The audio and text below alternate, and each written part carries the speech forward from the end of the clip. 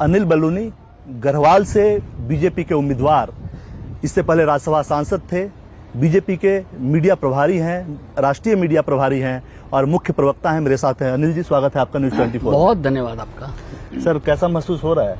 पहले पर्दे के पीछे रणनीति बनाते थे, अब सीधा डायरेक्ट इलेक्शन में है। देखिए, ऐसा नहीं है। मैं 2002 में बहुत कम आयु में भी मैं भारतीय जनता पार्टी का प्रत्याशी था। यही कोटद्वार विधानसभा है, इसी लोकसभा में, वहां से मैं चुनाव लड़ा हूँ। 2005 में मैं बाई इलेक्शन भी लड़ा हूँ। तो मैं जनता की राजनीति में, इलेक्टोरल पॉलिटिक्स में मेरे लिए अनुभव मेरा पुराना भी है। और अब जब मैं लोकसभा की चुनाव में हूँ तो ये मेरे लिए तो बहुत बड़ा उपलक्ष्य है कि मैं अपनी मातृभूमि में अपने लोगों के लिए, अपने इलाके के लिए कुछ कर सकूं। जिन जगह पे मेरे पुरखे सब रहे हैं उन स्थान के लिए कुछ कर सकूं, और जहां मेरा बचपन बीता है इन जगह के लिए मैं कुछ कर सकूं। तो मेरे लिए तो बहुत बड़ा उपलक्ष्य है। 5540 वर्ग किलोमीटर का आपका इलाका है। एक दिन में 250 किलोमीटर आप ट्रैवल करते हैं, घर भी नहीं जाते, जबकि प्लेन में क्या होता है, उम्मीदवार शाम को अपने घर चला जाते हैं। कैसे मैनेज कर रहे हैं ये? देखिए, ये बहुत ही भौगोलिक दृष्टि से बहुत ही विस्तार है इसका। निश्चित तौर पे एक जगह से जाके दूसरी जगह रोज बैग पैक करना पड़ता है आपको, क्योंकि आप को अगले दिन दूसरी जगह जाना पड़ता है और 250-300 किलोमीटर रोज ट्रेवल भी करना पड़ता है। तो बहुत बड़ा विस्तार है, लेकिन अपने लोगों के बीच में आके, अपने पहाड़ों में रह के, अपने लोगों के दुख दर्द में भागीदारी करके अच्छा लगता है। आपके उम्मीदवार बनते ही बहुत सारे कांग्रेस के लोग भाजपा में आ गए। आप ही का इंतजार कर रहे थे क्या लोग? इतना मोहब्बत है आपसे उन लोगों को? पूरे देश में जो लोग विकास के साथ चलना चाहते हैं, जो लोग आगे बढ़ाना चाहते हैं समाज को, जो लोग चाहते हैं कि देश विकसित भारत बने, वो सब लोग अब भारतीय जनता पार्टी में आ रहे हैं, अब कांग्रेस का साथ छोड़ रहे हैं। इस हमारी लोकसभा में 5000 से अधिक लोग, 6000 से शायद अधिक लोग हैं जो भारतीय जनता पार्टी की सदस्यता ले चुके हैं। गढ़वाल के विकास के लिए आपका क्या विजन है? क्योंकि आप इस इलाके से जुड़े हैं, राज्यसभा सांसद के तौर पर भी आपने कई काम किए हैं, लेकिन अब देखिए, गढ़वाल में हमारे यहाँ तीर्थाटन को बढ़ाना है, हमारे यहाँ पर्यटन को बढ़ाना है, हमारे यहाँ पर वाइल्ड लाइफ टूरिज्म बहुत महत्वपूर्ण है, और इन सबको आर्थिकी के साथ जोड़ना है, इन सबको रोजगार के साथ जोड़ना है। और अगर आप कभी मेरे साथ पौड़ी चलेंगे तो पौड़ी में आप देखेंगे कि कैसा पौड़ी है। दुनिया का कोई हिल स्टेशन ऐसा नहीं जैसा वो है, वहाँ पर कैसे विकास हो। अगर आप कभी दिल्ली से, जब आपको कोई सवाल पूछते हैं आपको एनसीआर से कि दिल्ली के सबसे नज़दीक हिल स्टेशन कौन है, तो आप बोलेंगे मसूरी है, नैनीताल है, शिमला है। ऐसा नहीं है। केवल 200 किलोमीटर के आसपास सबसे नज़दीक हिल स्टेशन आपका लैंसडाउन है, उसको डेवलप करना है हमको। तो इस तरीके से कुछ नई जगह को डेवलप करके हमको विकास को आगे बढ़ाना है। आपकी जो जहाँ भी सभा हो रही है, कई जगहों पे हमने देखा, वहाँ ये नारा लग रहा है कि गढ़वाल में बलूनी क्रांति आ रही है। ये क्या है बलूनी क्रांति? नहीं, देखिए, ये सब तो कार्यकर्ता लोग बोलते हैं, लेकिन निश्चित तौर पे इस गढ़वाल में को विकसित गढ़वाल बनाना, इसको, इस लोकसभा को देश में सबसे ज्यादा विकसित इलाका बनाना और सबसे ज्यादा ऐसा इलाका बनाना कि लोग कहें कि गढ़वाल से आए। हम लोग ये चाहते हैं, जैसे पूरे देश में, दुनिया में देश का डंका बज रहा है ना, लोग कहते हैं कि यार इंडिया से आए हो, ऐसे निश्चित तौर पे ऐसा काम करना है कि लोग कहें गढ़वाल से आए हो। इस तरीके से इस लोकसभा को तैयार करना है। 250 किलोमीटर की यात्रा, हर जगह आपका रोड शो हो रहा है या आम जनता से पैदल चलते हुए आप मिल रहे हैं, लेकिन कई सारी वीडियोज जो है वो मिसिंग होती है। लेकिन मंदिर जहां भी आप जाते हैं उसको जरूर आप शेयर करते हैं। क्या मंदिरों को लेकर, चूंकि इसी केदारनाथ में देवभूमि कहा जाता है और आपके इलाके में भी कई सारे ऐसे मंदिर हैं जो अनएक्सप्लोर्ड हैं, क्या आपके पीछे ये विजन है कि सोशल मीडिया के जरिए उसको प्रचारित करें, लोगों तक पहुंचाएं? प्रचारित का मामला नहीं, हमारे साथ मंदिर जाना प्रचार प्रसार से जुड़ा हुआ नहीं है। और देवभूमि में मंदिर नहीं जाएंगे तो कहाँ जाएंगे? देवभूमि में तो मंदिर जाना ही पड़ेगा। हम जाते हैं इतने, अगर बद्रीनाथ यहाँ, केदारनाथ यहाँ, गंगा का जहाँ संगम है, देवप्रयाग यहाँ, हर कण कण में तो यहाँ शंकर हैं, तो क्यों नहीं जाएंगे? और वाकई जाके अगर आप भी जाइए तो आपको भी अच्छा लगेगा। हर जगह आप, कौन सा ऐसा दिन है जब आप किसी बड़े पौराणिक मंदिर में नहीं जाएंगे? आपसे मैं मंदिर गिनाने लगूंगा, आप सोचेंगे कि क्या ये त्रिजुगी नारायण भी यहाँ है, तो काली मठ भी यहाँ है, तो गुप्त काशी भी यहाँ है, तो क्या नहीं है? राज्यसभा सांसद रहते हुए एक नया कंसेप्ट आपने किया, वो जनरली राज्य की राजधानियों में सरकार उसको बनवाती है, आपने तारामंडल भी बनवाया है। और पर्वतीय संग्रहालय इसका क्या कंसेप्ट है, क्या सोच थी देखिए, इसके पीछे? हम जो मैंने कहा आपको कि पौड़ी बहुत ही खूबसूरत जगह है, वहाँ पर पर्यटन को कैसे विकास किया जाता है वो सोचने का है। वहाँ पर हम एक हिमालयन म्यूजियम बना रहे हैं जिससे पूरा लंबा वाइट हिमालय दिखता है, वहाँ से लोग हिमालय देखने आएंगे। उसी प्रकार से वहाँ पर जितने भी प्लेनेटोरियम बना रहे हैं, तारामंडल, वहाँ से बहुत स्काई बहुत क्लियर होती है, वहाँ से लोग आएंगे, दुनिया भर के खगोल प्रेमी आएंगे, वहाँ से तारामंडल से खगोल की घटनाओं को देखेंगे। ऐसा एक बना रहे हैं, उसमें बच्चों के लिए, आसपास के कई जिलों के लिए जिज्ञासा का केंद्र होगा, वहाँ पर शोज होंगे।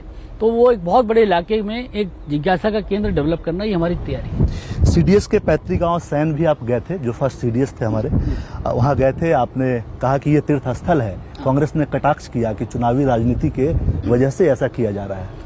नहीं, अगर हमारे लोकसभा में देश के पहले सीडीएस और जिनका बड़ा दुर्भाग्यपूर्ण मृत्यु भी हुई, निधन हुआ, अगर उस पे उनके वहाँ जाके हम याद करते हैं और वहाँ के लोग कहते हैं कि साहब हमें अच्छा नहीं लगा जब कांग्रेस के लोगों ने उनको गली का गुंडा कहा था, तो ये चर्चा तो होगी। चुनाव में नहीं होगी तो कब होगी? जरूर पूछेंगे लोग। लोगों के पास तो एक समय है ना, चुनाव के समय लोग सवाल करते हैं, तो लोग सवाल कर रहे हैं कि बताइए भाई, कांग्रेस के लोगों, आपने उनको क्यों गली का गुंडा कहा था? देवभूमि में तमाम जो नौजवान है, हर घर से लड़का जो है, युवा जो है, वो सेना में जाता है। अग्निवीर योजना, राहुल गांधी कहते हैं कि अग्निवीर योजना 6 महीने में ट्रेंड करके उनको मोर्चे पे भेज दो। 5 साल चीन में सैनिकों को तैयार किया जाता है। 1 मिनट भारतीय सैनिक अग्निवीर टिक नहीं पाएगा। सरकार में आऊंगा तो इसको बंद कर दूंगा। आप क्या कहें? ऐसा है, राहुल गांधी जी को पहले तो जानकारी देश की कुछ है नहीं। हमारा जवान टिक नहीं पाएगा, ये उनकी गलत फहमी हर वक्त रही। हर वक्त सेना के शौर्य को इसी तरह कम करते हैं। ऐसी जनरल बिपिन रावत के लिए कहते थे वो कि नहीं टिक पाएंगे। क्या तरीका बना लिया है? ये भारत का जवान है, कैसे नहीं टिकेगा? और हमने उसके बावजूद, अभी राजनाथ जी का बहुत स्पष्टता के साथ बयान आया है कि हमने कोई भी चीजें, हम ओपन रहते हैं। अगर उसमें किसी चीज में सुधार करना है तो हम लोगों को कहाँ मना है? अगर अनुभव के आधार पर आता है कि इसमें कुछ सुधार करना है तो करना है, तो उसमें करेंगे।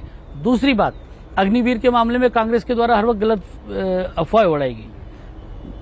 गृह मंत्री जी ने बहुत स्पष्टता से कहा कि जो अग्निवीर है उसमें जो हमारी पैरामिलिट्रीज है उनमें उनके लिए आरक्षण किया गया है, लोकल पुलिस में आरक्षण किया गया है, उनका ऑब्जर्वेशन के लिए पूरी तैयारी की गई है। और उसके बावजूद राजनाथ जी ने बहुत स्पष्टता से कहा कि अगर कुछ भी है तो हम ओपन है। उत्तराखंड सरकार ने यूनिफॉर्म सिविल कोड लागू कर दिया है। क्या आपको लगता है कि इसकी जरूरत थी इस राज्य में? यूनिफॉर्म सिविल कोड हमारे यहाँ यूसीसी आया है, अभी उसकी समीक्षा हो रही है। पहले लागू किया, अगर उसमें कुछ चीजें होंगी, उसके जो अनुभव आएंगे, उसके आधार पर वो आगे भी, मुझको लगता है कि पूरे देश भर में बाकी राज्य भी उससे प्रेरणा लेंगे। डेमोग्राफी बदली है उत्तराखंड की, किसकी वजह से बदली, किसके वक्त में बदली? चूंकि आप लोग हर सभा में ये कहते हैं कि डेमोग्राफी बदलने का प्रयास किया गया और कई जगहों पे बदली भी है। भाई, डेमोग्राफी इसलिए बदल रही है कि कांग्रेस के लोग कहते हैं कि जुम्मे की छुट्टी देंगे। इस तरह की बात करेंगे तो डेमोग्राफी बदलेगी। अगर कहा जाता है कि उत्तराखंड के अंदर मुस्लिम यूनिवर्सिटी खुली जाएगी तो डेमोग्राफी बदलेगी। आप देखिए 2011 का सेंसस देखिएगा, आसाम के बाद उत्तराखंड प्रमुख राज्यों में जहां डेमोग्राफी बदल रही है। आंकड़े बोल रहे हैं। अगर देवभूमि का चरित्र बदलने की कोशिश की जाएगी तो क्यों नहीं चर्चा होगी? उत्तराखंड में पलायन एक बड़ा मुद्दा है। कि आपके पास कोई रोड मैप है कि उसे रोकेंगे? क्योंकि इससे पहले आपने कई काम किए हैं, लेकिन फिलहाल आप चुनाव में आप उतरे हैं। जब मैं आम जन की तरह मैंने काम किया है, मैंने कहा भाई अपना वोट अपने गांव बनाइए, तो इस बहाने आदमी जाएगा। फिर मैंने कहा एक त्योहार मनाइए, फिर जाएगा। बहुत सारे आप दिल्ली में भी मनाते हैं? हाँ बिल्कुल, मेरे बहुत सारे ऐसी चीजें, एक घर में, एक शादी गांव में कीजिए, कुछ ना कुछ कर, एक सामाजिक आंदोलन चलाना पड़ेगा। और मैं आप लोगों को विश्वास दिलाता हूं कि आने वाले समय में इस पलायन के खिलाफ हम लोग युद्ध छेड़ेंगे और इस पलायन को हराएंगे भी। अनिल जी, आपने इसको लेकर एक रिवर्स क्या कहते हैं कि रिवर्स माइग्रेशन का प्रोजेक्ट चलाया था। एक ऐसे गांव को गोद लिया था जो निर्जन था 2019 में। कहां तक पहुंचा वो मिशन और आगे और क्या करेंगे उसमें? मैं बताया आपको कि हम आने वाले समय में पलायन के खिलाफ एक जंग छेड़ने वाले हैं और निश्चित तौर पे आप मान के चलिए कि आने वाले समय में हम इस पलायन को हराएंगे और उत्तराखंड में जहां जिन पगडंडियों में हमारे पुरखे चले उनको दोबारा से आबाद करेंगे। एक सवाल है, जोशी मठ को लेकर तबाही आई थी, क्या आपके मन में कुछ है? चूंकि आप पूरे उत्तराखंड के विकास को लेकर अक्सर चर्चा करते हैं। दिल्ली में भी हम लोग देखते हैं लगातार मंत्रियों के दरवाजे पे आप घूमते रहते हैं काम करवाने के लिए। जोशी मठ को लेकर कोई विजन है क्या आपका? चूंकि वहाँ हालात बेहतर नहीं हुए हैं अभी भी। देखिए, हमारी राज्य सरकार उसमें बहुत चिंतित भी है मुख्यमंत्री जी लगातार उसको देख भी रहे हैं। उनको वैकल्पिक जगह देने की भी तैयारी चल रही है, सब कुछ किया जा रहा है। लेकिन ये जो हिमालय के हमारे पहाड़ हैं, आपको पता है कि इनमें गतिविधियां ज़्यादा होती हैं, और इस सब के लिए हमको आने वाले समय में और अच्छी रणनीति हम बना के बाकी जगहों पर भी कभी ऐसी परिस्थिति आई तो उसको निपटने के लिए तैयारी करेंगे। पिछले लोकसभा चुनाव के प्रदर्शन को उत्तराखंड में दोहराना चुनौती है या और आसान है? तिबारा दोहराएंगे, दोबारा नहीं, तिबारा है ये, और तिबारा हम 5 सीटें जीतेंगे। 5 सीटें जीतकर मोदी जी को 5 कमल हम दिल्ली में देंगे। डबल इंजन की सरकार है, डबल एंटी इनकम्बेंसी भी तो होगी। ऐसा तो पहले हुआ करता था, अब तो प्रो इनकम्बेंसी होगी और मजबूती के साथ जीतेंगे। मैं आपको आज ये कह के जा रहा हूँ, जो जनता के बीच में माहौल देख रहा हूँ, हम पहले से अधिक बहुमत के साथ जीतेंगे, एक अधिक मार्जिन के साथ जीतेंगे। एक मेरा आखिरी सवाल है, आएगा तो मोदी ही अब की बार 400 पार नारे से क्या लगता है, इजीली अचीवेबल है या दिक्कत? जब हम जनता के बीच में जा रहे हैं, हम देख रहे हैं कि जैसे ही कोई कमल का फूल देखता है बोलते हैं अब की बार 400 पार। गांव के लोग बोल रहे हैं अब की बार 400 पार। जैसे देखते बोले मोदी है तो मुमकिन है, आएगा तो मोदी ही। तमाम नारे चल रहे हैं, लोगों को कंठस्थ है कि भाई मोदी को ही लाना है। और अब जनता ही चुनाव लड़ रही है, ये चुनाव जनता स्वयं लड़ रही है। कार्यकर्ता हम सब लोग अब गौण हो गए, जनता ने अपने हाथ में पूरा चुनाव ले लिया है। बहुत शुक्रिया आपका न्यूज़ 24 से बातचीत के लिए। कैमरामैन भरत रावत के साथ कुमार गौरव, गढ़वाल, उत्तराखंड।